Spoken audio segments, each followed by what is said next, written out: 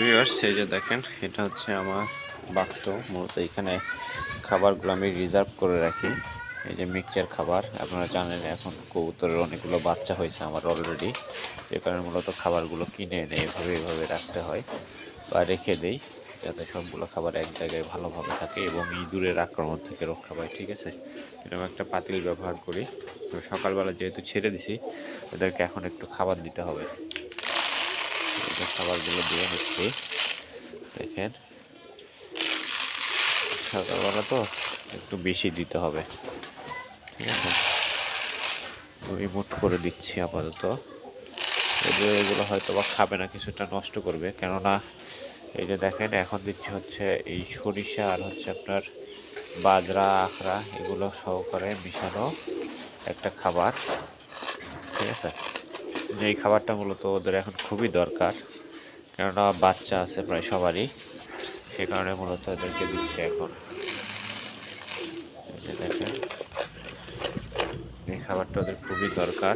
আর এইখানে রয়েছে খেরাচি, মানে সব ধরনের খাবারই মোটামুটি আমি রাখি। হ্যাঁ, এই দেখেন খেরাচি, এর ভিতরে ধান আছে, সব কিছু আছে, সব মিলাইয়া অনেকগুলো খাবার দিচ্ছি। ঠিক আছে, যে কারণে এরা আসলে যাতে মানসম্পন্ন একটা খাবার হয়, সেই কারণে মূলত এদেরকে দেয়া।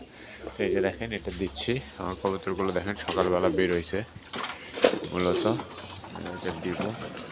এই দেখেন, দেওয়া মাত্র এরা খাওয়া শুরু করবে আশা করি।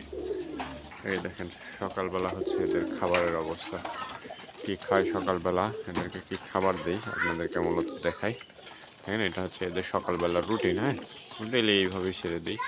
আবহাওয়াটা খুবই ভালো, খুবই চমৎকার। তো গতকালকে আমি মূলত আসতে একটু লেট করছি, আমার একটা কবুতর মিসিং দেখতেছি, একটা বাচ্চা কবুতর। হ্যাঁ, আসলে মিসিং দেখতেছি, পরে কাউন্ট করতে হবে আবার, দেখবো আছে কিনা। যদিও আরও কিছু আছে, সেগুলো কিন্তু বের হয়নি, সেগুলোর অলরেডি ডিমে তা দিচ্ছে, যে কারণে মূলত ওগুলো বের হয়নি এই সকালবেলা।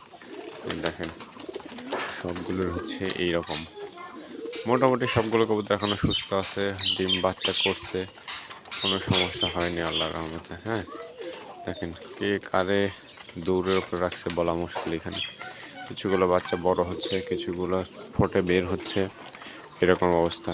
তবে সবসময় দেখতেছি এখন আমার প্রত্যেকটা কবুতরের মধ্যে কোনোটায় বাচ্চা ডিম আছেই। হ্যাঁ, কোনো না কোনো জোড়ার সাথে।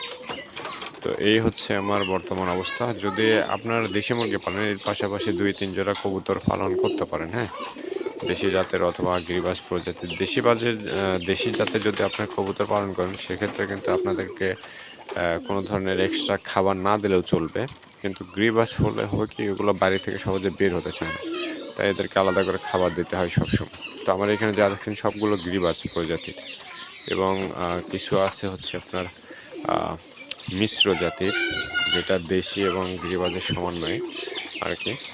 তো এই হচ্ছে অবস্থা।